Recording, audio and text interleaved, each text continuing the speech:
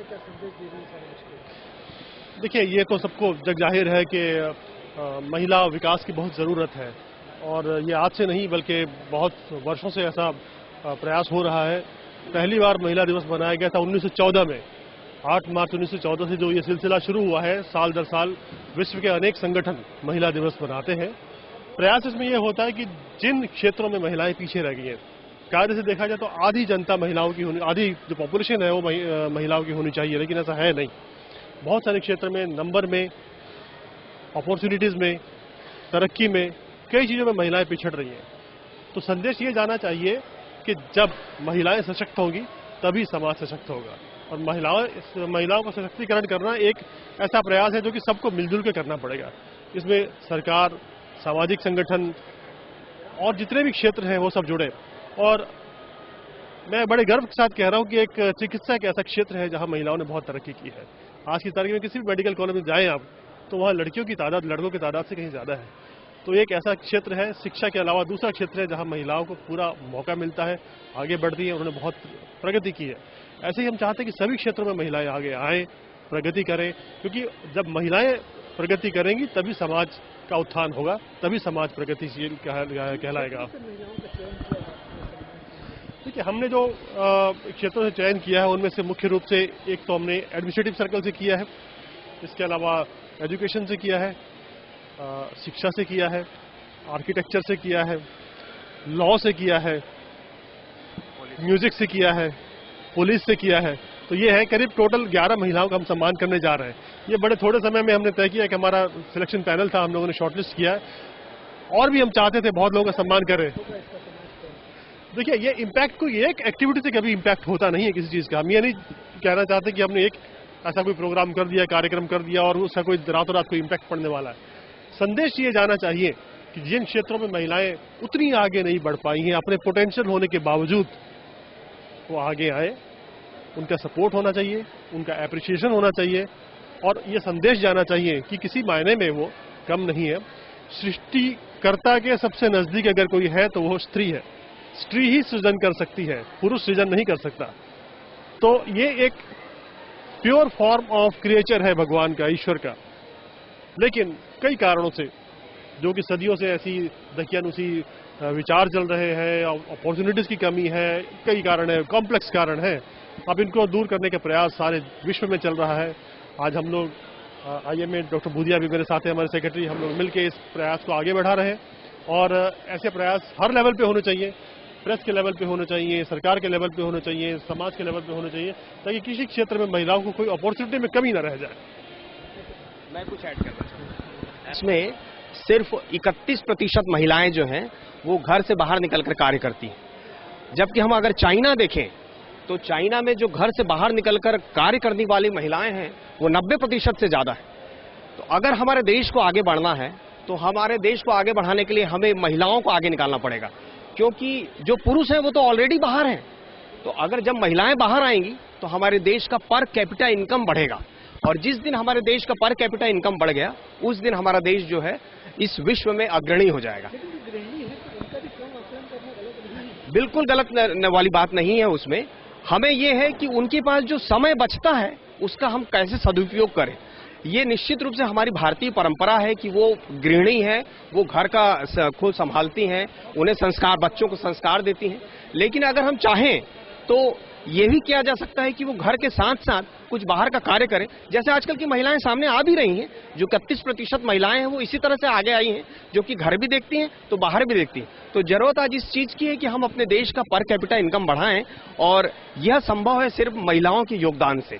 तो मैं doctor Manish Budhia, secretary IMA। Thank you.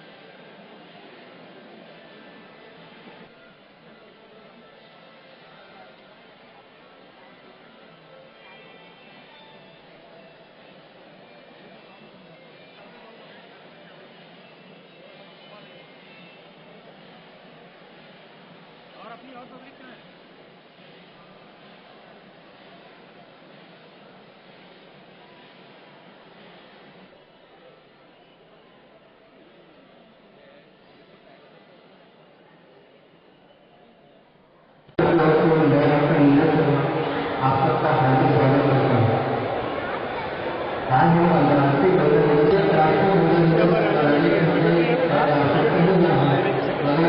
पूरा कुछ संपूर्ण समाज से कहा गया है जो नारियों को भोजन से रंगों से तत्व देवता 8 मार्च को मनाया जाता है। इसका उद्देश्य क्या है? महिलाओं की आर्थिक, राजनीतिक एवं सामाजिक कई वर्षों पहले महात्मा गांधी ने कहा था, as long as the birth of a girl child does not receive the एक बेटी का जन्म और बेटे का जन्म बराबर स्वागत मंजूर क्या है, रास्ता क्या है, मंजूर क्या है, रास्ता क्या है। और कार्यक्रम को आगे बढ़ाते हुए मंच पर उपस्थित हमारे मुख्य अतिथि किशोर अरोड़ा जी, संभाग बिलासपुर का